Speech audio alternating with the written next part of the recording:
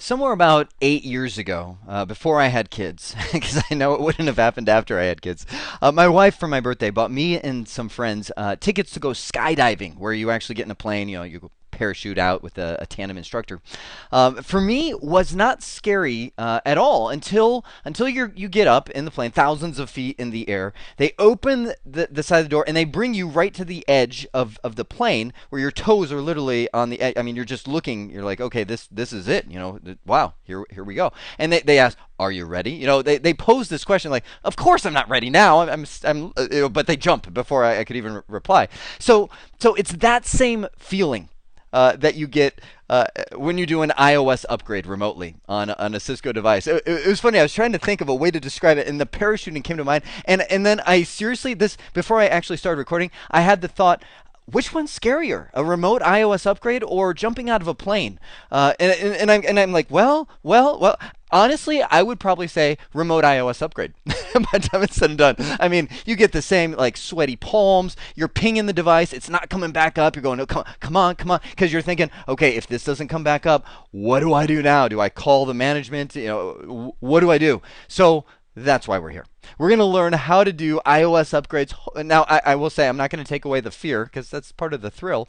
But in the best possible way to manage your device. We'll also look at the boot process, license management, essentially everything on software management for your Cisco devices.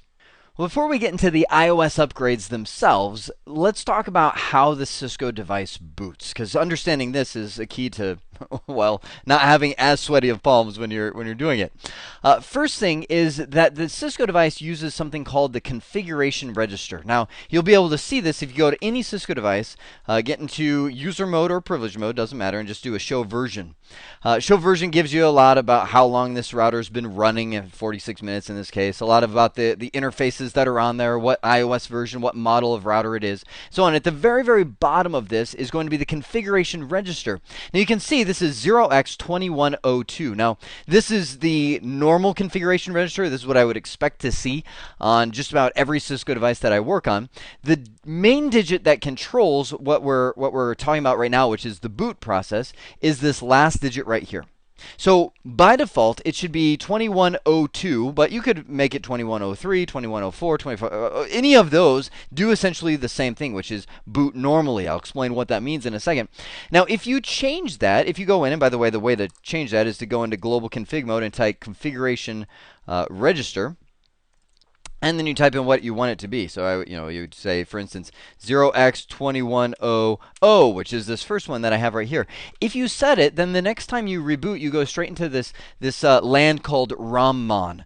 ROMMON usually means I'm broken. It's essentially a BIOS-style chip on the motherboard of the Cisco device. That's like, okay, if I can't find the iOS, if I can't find my software, I'm going to go to this little recovery mode that we call ROMMON. Now, ROMMON is not fun. It's not friendly.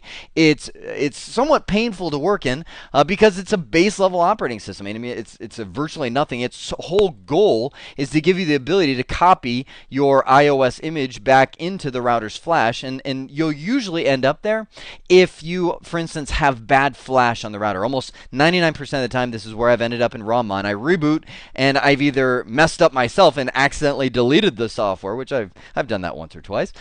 But more often is where the flash chip, they only can do so many reads and writes, and then they just go bad. And so the device comes up, it's like, oh, I can't find my iOS. I'm going into this ROMMON where you have to do a recovery. Now, worst case scenario, you actually do an X modem recovery through the console port, which can take hours depending on what the baud rate is of your console port.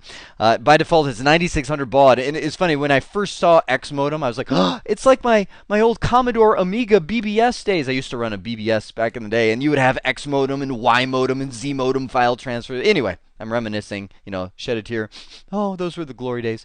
But most of the time what you can do is you can do a TFTP copy. We'll talk about that in just a second. So if you this is if you actually want to go to ROMMON, you would set the config register to 0x2100. If you set it to 2101, some routers have this thing called RxBoot, which a lot of people will call the helper image. What it is just a friendlier version of the ROMMON. It kind of looks like the iOS. It feels like it's got a kind of a mini global configuration mode. But again, very limited. The whole goal of RxBoot is, again, just to give you the ability, let's bank left there, to get the iOS back on your device. It just gives you a kinder, friendlier, gentler way of doing it. Some routers have that. So you go there if you type in 2101. 2102, that was what we talked about just a moment ago. That's the default that we have right here. Is boot normally. The only other thing that I'll add on to this discussion is this one. 2142 is if you do password recovery. So what changing this did, so now I'm talking the second digit from the right, that I can't highlight it, this 0 right here. If you change that from a 0 to a 4, it ignores the content of NVRAM. Now what is that? That's the startup config. So essentially, if you ever want to know how do you break into a Cisco router if you've lost your password, which happens quite a bit, what you can do is go to that router physically, hit the power button, turn it off, connect to the console port. Here's your computer right here. Turn it back on. Flip the power button back on, and then as it's booting, while you're on the console port, send a break message. Now you can do that in, like for instance, TerraTerm, which is what this little program is. I can hold down Alt B. You go to whatever terminal program you're using and Google, find out what is the break command in this terminal. So you'll send a break message, which actually bails out on the Cisco boot sequence and puts you in ROMmon. Well, one of the things you can do from ROMmon is change your configuration register there from, in this case, a 0 to a 4, which says ignore the startup config. Well, where are all the passwords to your device?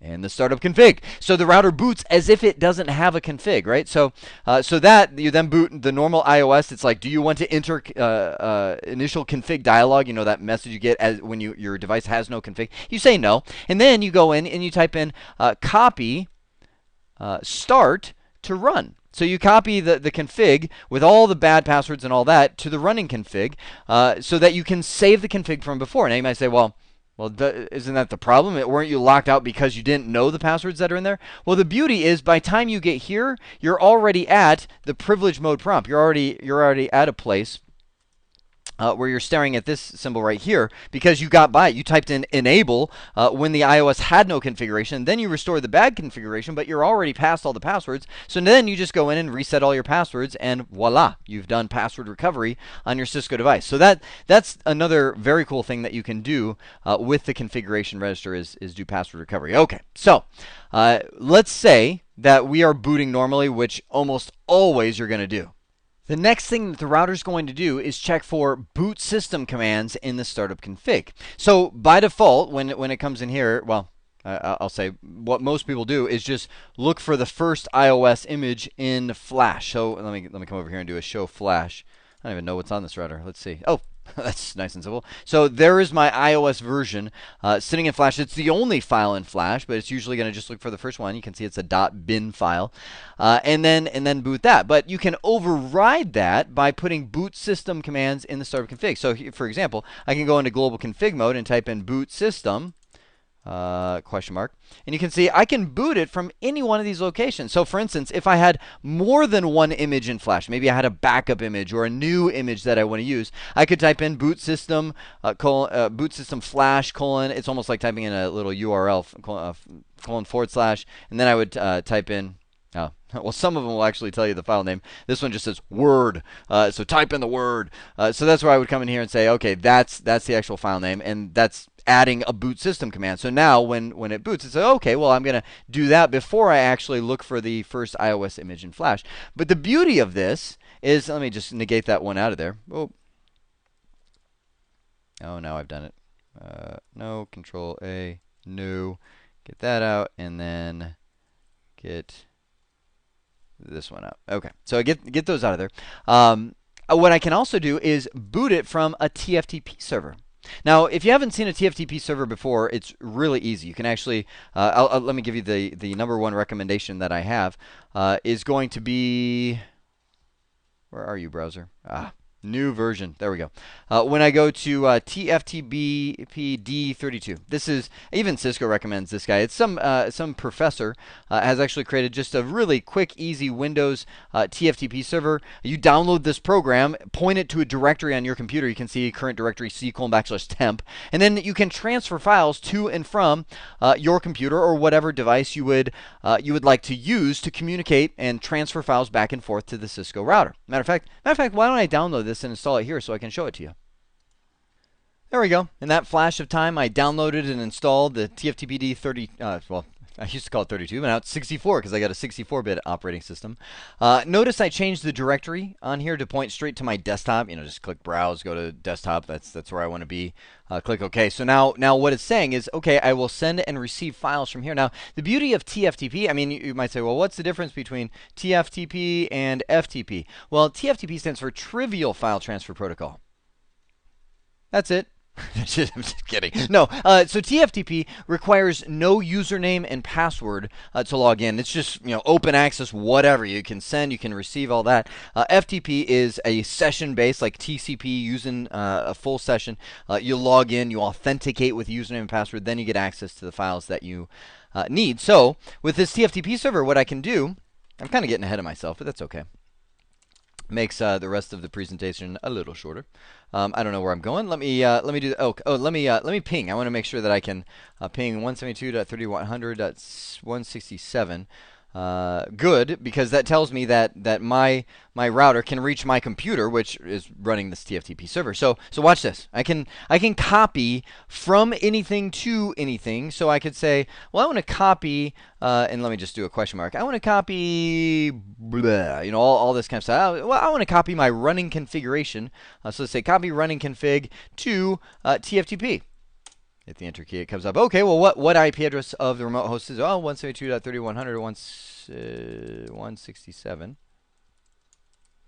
Like that. And it says, okay, well, what do you want to name the configuration file? I'll say, let's do cbt.txt, because I like having the little text extension on there so it opens in the right program. Otherwise, you just got this file named this, and Windows is like, how do I open that? So I type that in. It says, okay, well let's give it a whirl. Oh, I was thinking, do I have a firewall or something? But you can see right there, it's like, okay, success. I copied over, and now, well, you saw it, right? So it was saying I received the cbt.txt file. So now, if I go to my desktop, honestly, I don't even know what's on my desktop. Blackness.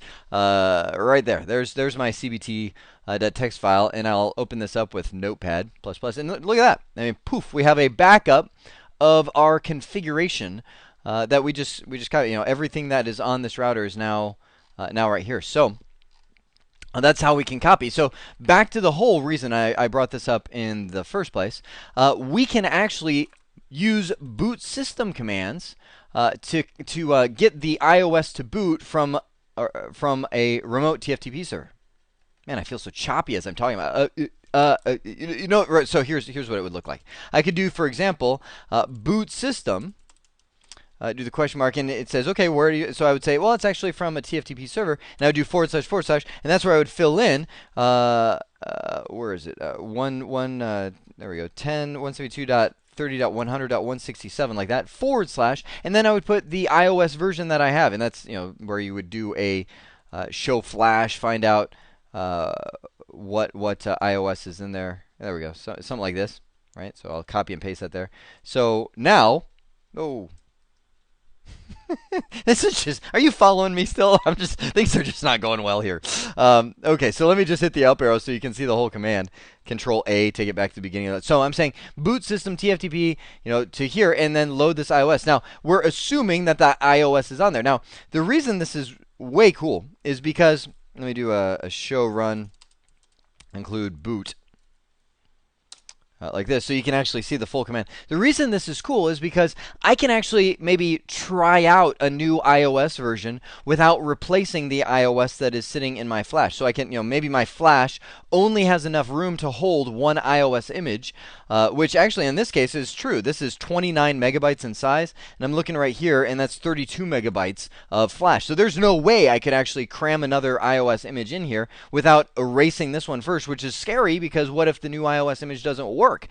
So what this does is let me actually boot the router off a TFTP server. Now, obviously, I don't have that iOS, so you would download the iOS or for instance, I could copy. Watch this. I could copy from Flash so I could say copy Flash, and I just paste it in that whole file name right there, to TFTP, and I'll show you can do it all in one line instead of just typing TFTP and let it walk it through with you. I could say TFTP :/ put in the IP address of the TFTP server, then it automatically fills it in right here. It's like, hey, check that out. Automatically fills in the file name for you, and now you can see it's copying, it's moving that entire, not moving, but copying the entire iOS from Flash over to my TFTP server, where it's actually going to. Let's see if it's there yet. It's yeah, right here, showing up on the desktop. So now I actually have a copy of the iOS on my desktop. Okay, so let's come back here and let me see if I can put all these pieces together. So how does a Cisco device boot? I know it's been kind of an expanded, long discussion, but it's been good. First, it checks that configuration register that we talked about. Second, it looks for those boot system commands where you can tell it to boot from anywhere. You saw with what we did there with the TFTP, you could say to go to Flash, go to whatever. So check the boot system commands. If there are no boot system, well, I mean, obviously if there are, do what it says. But if not, then just look for the first iOS image in Flash. And then the last one, honestly, this is like a bailout, like I'm about to die. It starts broadcasting for a TFTP server. It's like, hello, is there anybody? And you've seen these before. This is the messages where it starts. Let me scroll all the way back at the beginning. There's one. So you can see. Well, this is. It's auto scrolling back to the. There you go. You see it right there. That error opening. I can't highlight it or it'll jump back down. That's trying to broadcast for a configuration file, but it also tries to broadcast for an iOS. It's like, hey, to somebody out there, can you give me an iOS that I can use to boot? Chances are very good that that's not going to happen. So. Let me just get this. Oh, hey, there we go. So now we've got the iOS copied over. So it will try and get a iOS from the TFTP server, and at which point, if all of these fails, number 5 here is go into ROMmon because it has no iOS that it's able to boot.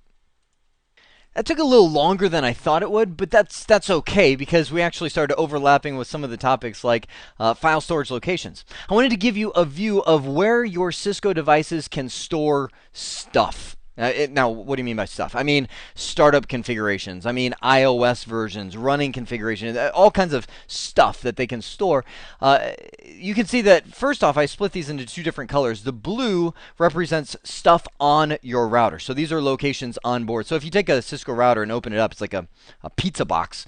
And inside you've got the motherboard. And on the motherboard, you'll usually have one chip that looks like a big memory DIMM, and that is going to be your flash chip. Think of that like the hard drive of your router. That's where you're typically going to store your iOS that the router boots from, just like we talked about. Some routers actually have on the outside a compact flash card where you can get, slap in 128 meg or 256 megs of flash storage, where it not only acts as a backup to the onboard flash, but gives you more storage space if you need it. Just a fly-by view. A compact flash card, like a 128 meg compact flash card, costs nowadays maybe $5 on Amazon.com or I mean somewhere in that price range. If you buy that same compact flash card from Cisco, you're probably going to pay about $300, but it has the Cisco logo on it, so it's totally worth it to get it from Cisco for the logo. So the RAM is just like, what do you say to describe RAM? It's just like RAM on your computer. It's your working space. So as the router boots, it actually copies the entire iOS out of Flash into RAM and runs it from there. The same way when your computer boots, it copies a lot of the key Windows files into RAM because you want Windows to run fast, or OS X if you're on a Mac world. Copies into RAM. This is where you're running config. This is its working space. Like also when packets come into your router, before they go out to the outbound interface, they have to stay somewhere temporarily while the router's figuring out what to do with them. So it'll be the RAM. So think of the RAM as just like the working space. Then you've got the NVRAM. NV, one guess. What does NV stand for? Oh, everybody got it. Non-volatile, right? RAM loses its information when you power it off because it's volatile, but very fast. Non-volatile RAM keeps its information, and that's where your router will store its startup config. Now, some newer devices will combine the NVRAM and the flash together. Like you in the iOS, you'll still have this concept of NVRAM, but really it's just kind of a phantom. Like when you save your config, it really just kind of puts it over here, it stores it on the flash, and that's okay. It's same kind of thing. So those are all onboard locations, and you can copy from anything to anything. So let me give you an example. I'll bring up my my router right here. And I'll go in and I'll say copy and hit the question mark. And you can see, I mean, these locations that I have on the screen behind the router, but many others that are here too. So I could say, you know, for instance, copy my running config to flash. You know, so I'm moving at that point from what? From RAM to flash to maybe make a backup, an onboard backup of my running config before I do something that I think might blow it up. So I might call it CBT router config. That's fine. I'll just accept it. You know, that just says I'm going to take the name of the router and call it -config. It says, no, erase flash before copying. You might be like, whoa, you know, what's up with that? I'm going to push N on the keyboard because the default is if you hit enter, it's going to just say, okay, I'll erase the flash. Now you might say, wow, why does it do that? That's like formatting your hard drive, and it is. Well, on older routers, which this Cisco 2621 is, Cisco assumes if you copy anything to flash, you're probably upgrading the iOS. And on older routers, like if I do a show flash, there's my little CBT router config. But if I look at my flash, on older routers, you usually have just enough space in the flash to store one copy of the iOS. Like this guy's using 29 megs, and I only have 30 megs of flash available. So there's no way that I would be able to do it. So if I'm, for instance, upgrading the iOS, I would typically say, well, yeah, totally erase the flash because I don't have enough room copying this new iOS version here to have the old one and the new one on there at the same time. Now, newer routers, I have found, don't ask that question because you can see the default is if you press enter, it's gonna erase it. And a lot of people move too quickly. They don't even think. They're like enter. It's like the people when they install something, they're like next. They're just hitting next through the wizard until they get to the finish button, not reading a thing that it tells you. And that's where you end up installing the ask toolbar. You know, if you install like a Java update, I can't tell. Anyway, I don't want to step on that soapbox, but you know what I mean, right? So scary if you do that, but you can copy between anything. And the red locations down here are the off box locations. So you got your pizza box of your router, but what if you want to get it to a server? Doesn't have to be a server on the same subnet. As long as the router can ping it, it can get there. You can copy to and from a web server, an FTP. Oh, just to give you an idea, I have. Who do I use? Bluehost. Bluehost.com. I've been hosting stuff there for years. It's just a really cheap hosting provider, like $5 a month to host your website, unlimited storage. And what I do is I actually have a, I don't even know if I should tell you this, but I'm going to. I have a directory on my Bluehost account that has a lot of my common iOS versions, so that wherever I am, you know, here's my Bluehost web server up here. Wherever I am with all these different devices, as long as I can get to the web, I can get to my Bluehost server and copy that iOS down to that device, you know, from the web server or from the FTP server that runs at Bluehost.com. TFTP usually, doesn't have to be, but usually is a device running local, like it's either on the same subnet or at the same company, because it's somebody with a computer with the, you know, this little box that's serving the files. Okay, the last thing I want to talk about is the iOS license management. Okay, so let me ask you. Okay, let me ask you this question. If I were to say Microsoft Windows, what do you think of? Do you think of software or hardware? Think of software, right? You're like, oh, okay, well, I can buy whatever computer I want. As a matter of fact, I could build my own computer, and it will run Microsoft Windows because it's a software. So then let me change the story. If I say Cisco router, what do you think of? You think of a box, right? Like I said, like a pizza box. It's like a piece of hardware that you put in a rack. And what I would say is John Chambers, CEO of Cisco, would completely disagree with you. He would come up. Matter of fact, he has many times. He says he'll stand up on the stage at Cisco Live, their major mega conference once a year, and he will tell you, Cisco Systems is a software company. We produce software, and we call it the iOS. Now, you might say, well, that doesn't make sense. I mean, it's a box, right? Well, the truth is, the software is what really differentiates Cisco from every other vendor in the world. Everybody can and everybody does produce the same hardware that Cisco does. I mean, of course, it'll look different, but it's the same interfaces. It's bought from the same companies. They just kind of put different labels on it. But one thing that everybody does not have that Cisco does is the iOS. And the iOS is well known. The iOS is stable. The iOS is always getting brand new features, is constantly being developed. The iOS is the key behind everything. You should see me. I sometimes I wish, most of the time I don't, but sometimes I wish I just had a video camera. You're like, Jeremy, you're a maniac. I'm just pacing in circles, like swinging my arms in the air, and I'm like, oh yeah. I'm just flailing to myself. I should draw on the screen. So the iOS. That's all Cisco is about. Is the Internetwork operating system. It is what made them famous. It is what keeps their company alive.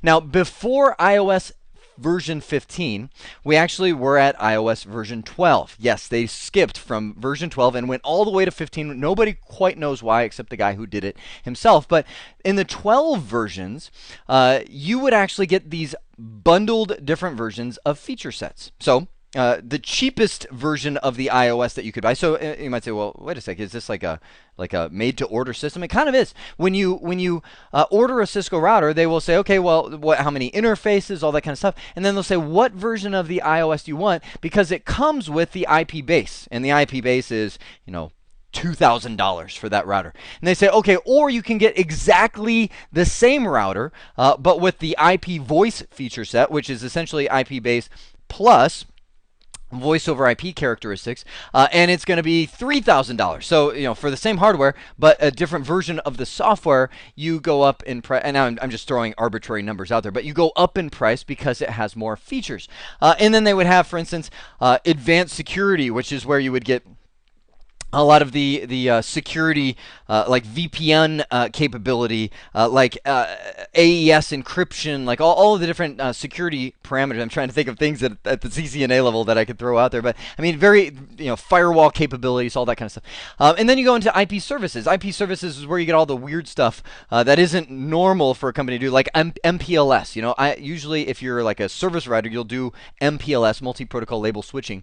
That would be something that might be in the IP services side. And then you've got enterprise base and enterprise services, to where it's kind of like they say, okay, well, if you want voice and security, then you have to pay for the enterprise license, where you get all. So you would buy these different versions, the different packages of iOS. Now, before iOS 15, these were all downloaded from the website and they worked on any device. So what does that mean? That means if you've got a router and you buy it with the IP base, and then somehow, because you've got a friend, or somebody, or you Google searched very anyway, you know what I mean. Somehow you ended up with a copy of Advanced IP Services. You can actually put that same version on the router and boot it up, and bam, you just saved yourself $1,000. Now, don't ever call for tech support, because you're not going to be supported. But at the same time, there was no license check or anything like that. So in iOS 15,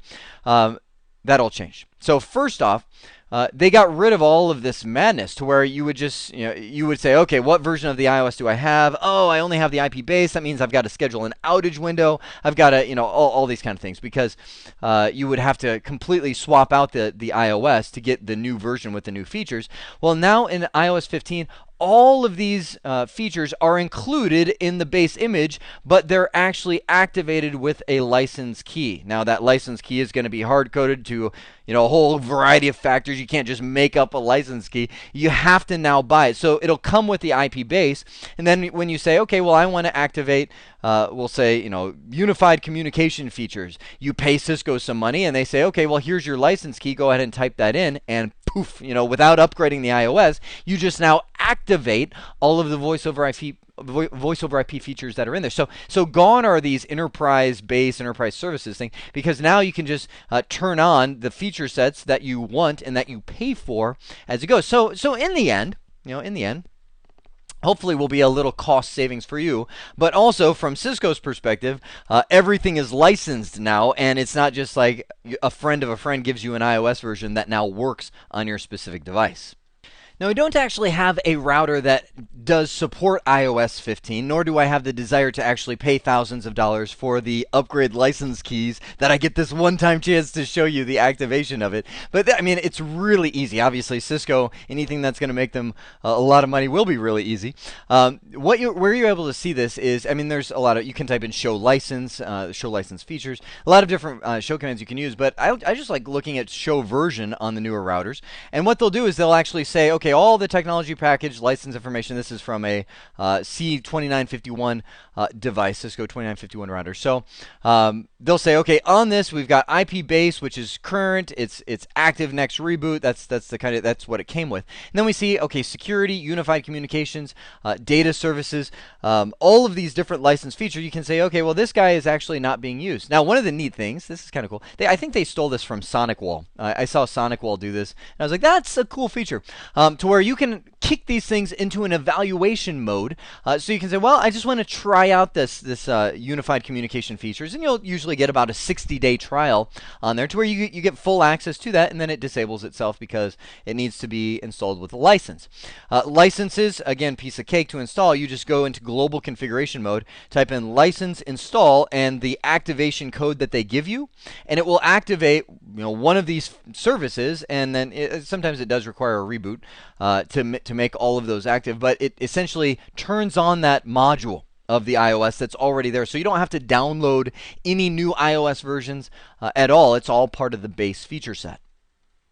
Well, let's wrap it all up. We saw the iOS boot process, where it goes through the configuration register to see how it should boot, checks for the boot system commands, loads the first file in Flash, and if that's not there, then just ends up bailing out to broadcasting to a TFTP server, and then finally going into ROM monitor, waiting for you to load a new iOS onto there. And in that exploration of the boot process, we saw all of the file storage locations that we could have, and started learning that we can copy to and from RAM to Flash, or Flash to NVRAM, or NVRAM to TFTP. I mean, you can copy between all the different file systems that I was showing you on that page. Now, one thing worth mentioning, and actually I should have talked about this back. Hang on. Yeah, right here. I should have talked about it right here. But when you're copying between the different file systems that are available to you, careful copying into RAM. So here's something that a lot of people think. They go, okay, I've got my router, I'm configuring it, I'm going to town, adding this command, that command, this command, this command, and they feel pretty good because they saved a backup in their startup configuration, or they saved a backup of their running config in TFTP. So they kind of go without fear, doing all these changes to their device until it gets all bristly and porcupine-ish, like I'm trying to, they're like, oh man, this is all hosed up. So they start saying, okay, well, what if I just, bail out, I'm just going to copy the old config from TFTP or from NVRAM back into RAM, back into the running configuration, and then I'll save myself and save this prickly router. Well, the problem with that is anytime you copy into RAM, the router does a merge of what's there. What that means is, let's say you've got this completely hosed up configuration over here and a good configuration over here. It's going to take the good, so I would type in, copy TFTP to running config. That would be a command you could use, or to RAM, and it would copy it over. It would actually take the good configuration and merge it with a hosed up configuration, to where now you have a really hosed up good configuration that's left over. The only true way to get a good clean configuration is to copy the good config into NVRAM, or more specifically, the startup config. And then, as you reboot the router, it erases this bristly, messed up configuration in RAM and replaces it with a good, clean configuration from startup. So just one more bonus piece to add for those of you that like to know more about how I can restore my config from backup and save myself if things go bad. Last thing we looked at, whoa, that was awesome. Last thing we looked at was iOS 15 license management, to where now you have to have those activation keys to get anything beyond the IP base feature set that comes with the router. I hope this has been informative for you. I'd like to thank you for viewing.